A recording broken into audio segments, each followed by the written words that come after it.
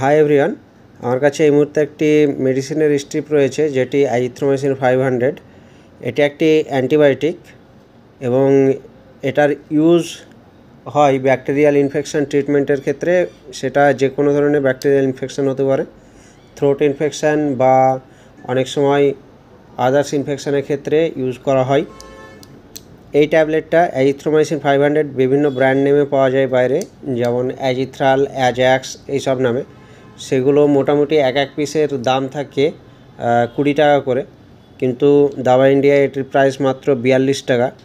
এটা ব্যবহারের সঠিক নিয়ম হচ্ছে দিনে একটি করে ডোজ থাকে, একটি করে ট্যাবলেট দিনে একবার, এবং এটি 5 দিনের জন্য ইউজ করতে হয়। এটি ব্যবহারে বিভিন্ন সাইড এফেক্টগুলি হলো ডায়রিয়া, নজিয়া, ভমিটিং এসবগুলি হতে পারে। তো অবশ্যই মেডিকেল প্র্যাকটিশনারের রেকমেন্ডেশন ছাড়া এটা ইউজ করা উচিত নয়। এবং এই ধরনের বিভিন্ন ভিডিও পেতে চাইলে চ্যানেলটা সাবস্ক্রাইব করুন, ভিডিওটি লাইক